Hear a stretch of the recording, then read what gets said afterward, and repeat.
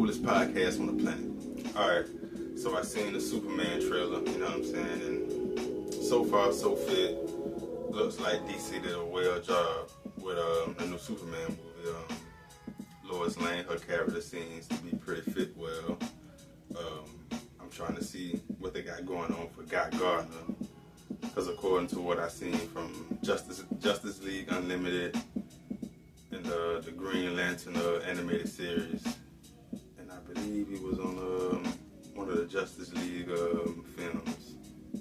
I'm not sure, I can't remember which one, but I think he was on one of those too. But you know what I'm saying, he usually be on that beat, be climbing around and shit, you know what I'm saying? Shit be funny as a motherfucker whenever God hit the screen and shit. So according to the Superman film that's coming out in July, I don't think his character gonna be, you know what I'm saying, the same as it was from, you know, before, from the ones I seen at first. So I'm tweaking to see how they did that up. But they got Mr. Terrific in the, you know what I'm saying. The first time I seen them put him out on anything was The Flash on the CW channel.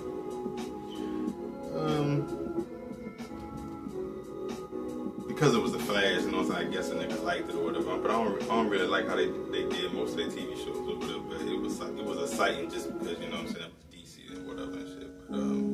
But I feel like they could have did a better job with the writing and shit. But it was some cool episodes on it though. But it's a TV show I just started watching called Whiskey Cavalier. That shit is funny as a motherfucker. That shit funny, dog. They got your one boy on that bitch, homie that played Chris Rock on Everybody Hates Chris. He on that bitch. That shit pretty funny, you know what I'm saying? It's pretty funny, but it's only one season, you know what I'm saying? They ain't never tackle that bitch back up, so it's like, that's how they just left that out. Probably because of the ratings, or maybe, I don't know how they put that together, but it's only one season. But yeah, it was a little scene on that bitch where motherfucker came knocking at the window. It was like, no, I whatever, and shit like this shit. So the motherfucker spoke the same shit to him, telling him to open the door. I'm assuming in Spanish, and that bitch was like, I don't speak Spanish either. Like, that shit had a nigga rolling, dog. I'm like, yeah, this TV show like got some work. Like, they did they thing with the E, you know what I'm saying? Like, I don't know why they ain't pull off like at least 2 seasons, you know what I'm saying? But they fared well on that, however they did that, but it's a good show. I'm like on season 5 on that thing. I'm like how they pulled that off. And another thing, I've been watching certain interviews, you know what I'm saying, fucking around with Film Courage. I think I even heard Susan Jeffton mention this shit on the history of Curb Your Enthusiasm. But anyway, Along Came Polly and When Harry Met Sally. When Harry Met Sally. Those 2 films. So it's been like, it's like, yeah, you know what I'm saying? Like, you know what I'm saying? Learning the format of really how scripts put together, you know what I'm saying? Writing the screenplay in full, you know what I'm saying? Like, I know, like, with romantic comedies, like, I can, like, down those, like, in a flash, you know what I'm saying? But yeah. It was what other film that was? I know Police Squad. I gotta order the DVD because I gotta check that out. Man,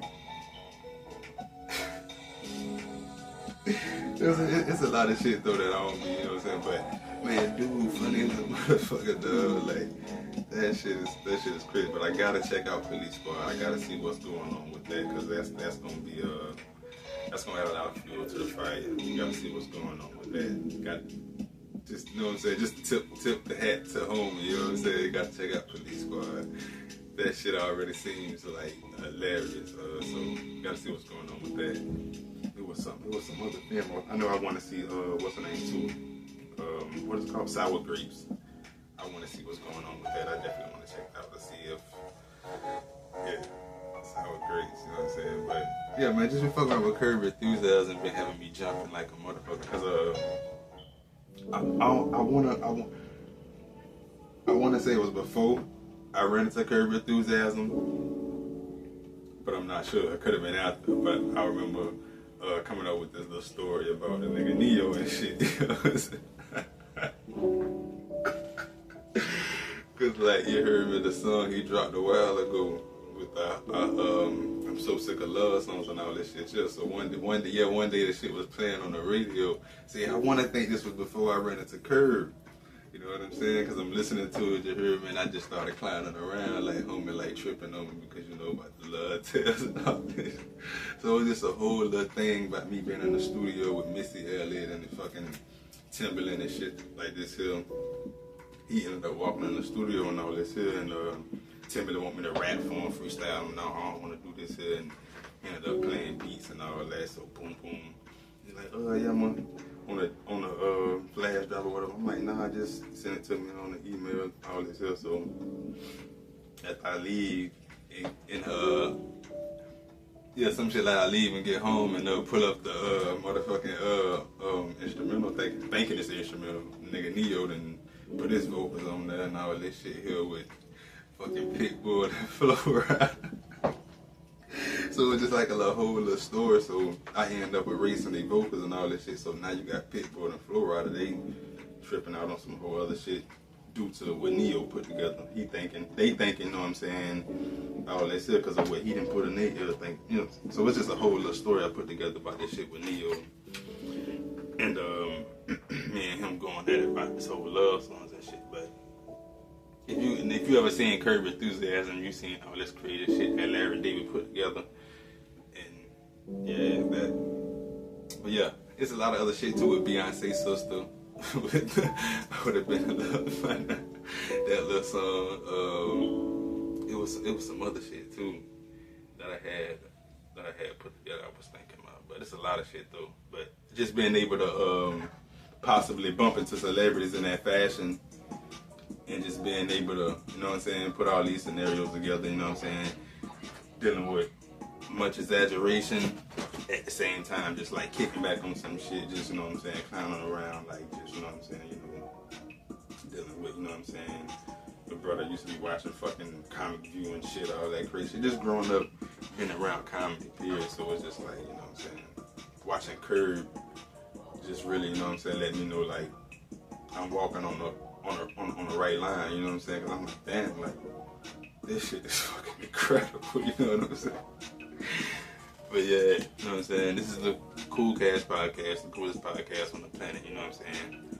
That ain't how I said it, that's how they ran it.